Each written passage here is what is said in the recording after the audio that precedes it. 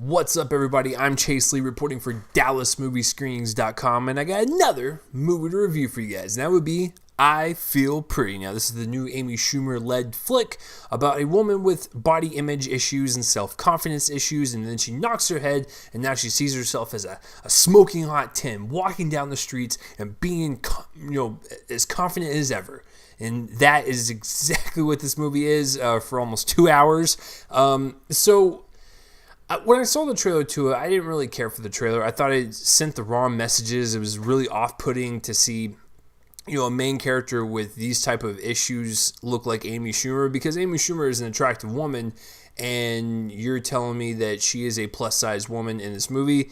Nah, I'm not buying it. And of course, it's very off-putting to know that the only way you could obtain self-confidence is that you have to knock your head and cause harm to yourself. I don't know. It's just, the whole thing, it felt off. But you know what? I went in with an open mind because I was like, what if they spin this? Like, what if it's actually better than the marketing is led to believe? And so I saw the movie, and pretty much my fears of the trailer were the fears of the movie. But to be honest with you, it's not an awful movie. It's just like, it's fine. It's a fine rom-com. Like, it's okay. I mean, most rom-coms are like that. So let's get real and break this down. I guess let's just start with the positives, because there's really not much. I mean, it's a competently made movie. The cinematography is fine. The directing is fine. The script is fine. The story is fine. But I guess some of the highlights of the movie were actually some of the actors and the actresses. Amy Schumer was not my favorite part of this movie, but everyone else around her was, whether it be, people that she met in her spin cycle class, or, whether it be the gentleman that she dates in the movie, played by Rory Stovall, I believe is his name, and he was actually really good. Like, he portrayed this, like, everyday man that you would see, down the street, and you'd be like, hey, you look like a pretty fun guy to hang out with, but you would never see that type of guy in, like, a lead in a rom-com. And I thought that was kind of cool, because he kind of personified, this everyday man, and he had, such swagger to him that he came across as just natural, and I really appreciate that. All the other players, supporting-wise, were really good. Michelle Williams was doing this weird accent, but she kind of got lost in her role, so I guess I'll give her that. Because as the movie went on, I definitely did not see her in the role. It was like, she's so good at that accent, doing this like high-pitched, like California Valley Girl type of accent, that it was kind of scary. Busy Phillips is in this. She's good, I guess. Adie Bryant's good. I mean, everyone's solid. It's just, I don't know. So let's just get into the negatives.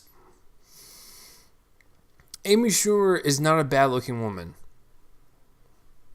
And I just don't understand the notion of using her for making people feel disgusted in this world. Like, there's people that treat her like absolute garbage. And I realize that people are a-holes in this world, and I realize that there are bullies out there. But, like, these grown adults are, like, looking at her and, kind of,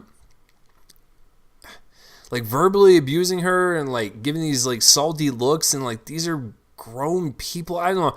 It was really strange on how mean-spirited everyone was. Like, it was so over the top in a mean-spirited way that I was like, this is overkill. I realize people are awful in this world, but this is just too much. And it harms the fact that, this movie does have a positive message that, is said at the end. I mean, it's a very cliched movie. We know what's going to happen. But it's the fact that it's Amy Schumer and the way she looks. It's like, she looks good already. I don't know. It's just very, very off-putting indeed. But yeah, to carry on with the whole cliche thing, it's definitely cliched. Like, like what's gonna happen. How it's gonna get set up. Who she's gonna let down in the movie. The other threats that are going to come in and, like, kind of ruin her relationship and stuff. Like, what's going to happen towards the end with the guy that she's dating. Like, it's stuff we've seen before. But the audience I was with was eating it up with, like, the humor and everything. People were laughing. uncontrollably, having seizures on the ground. I'm like, should we call someone? Call 911, please. And so, the humor to me is just, it's fine, I guess. It's from the same writing and directing combo as He's Just Not That Into You, which is very strange because I actually liked that movie and how real it felt with how relationships are told and kind of like this Hollywood manner. Like, it was still like a Hollywood movie, but it had like this kind of grounded reality to it, and that's why I appreciate that movie. This one is just like, cool, Amy Schumer's riffing, people laugh. She's falling down, people laugh. Lines of dialogue from other people laugh. People are having a good time. It's just the overall story is just stuff we've seen before. And what's really funny, the most ironic thing about this entire movie, is that it's 110 minutes. It's almost 2 hours, which, first of all, is way too long. But ironically enough, everything moves so quickly that there's not a lot of stuff that's developed. So you have characters that will come in and out of the movie and have little screen time, or you will have people that have like this C plot running through the A and B plot, and then something will happen slightly and then they'll just get dropped, and it's like they just kind of move on. Or when the cliches happen, you're like, okay, that cliche happened, and then literally the next scene or maybe 5 minutes later everything's resolved and everything's back on track. So like nothing had emotional weight to it. You don't care about anything that's happening, but it it was still long. So like I don't know how you fix that problem. Yeah, this movie's not for me. I'm gonna be honest. Listen, I am all for female empowerment. I love movies like this with messages like this where they teach women and men that go through body image issues and all that stuff, that be confident within your own skin. I love all that stuff. It's just that this was not the right vehicle for it. It's a generic rom-com with a lead that doesn't work with the actual message. And to comment on Amy Schumer's acting, it's whatever. This is way better than Snatched, but it is definitely no train wreck. It's kind of like in the middle for me, but she is serviceable in the role. It's just that someone that looks like her just does not fit the message of this film, if that makes any sense. But my favorite part was actually Rory Stovall. Like I said, the side characters were really good, and they actually brought some type of levity to this movie. This movie's not for me. It's going to kill at the box office.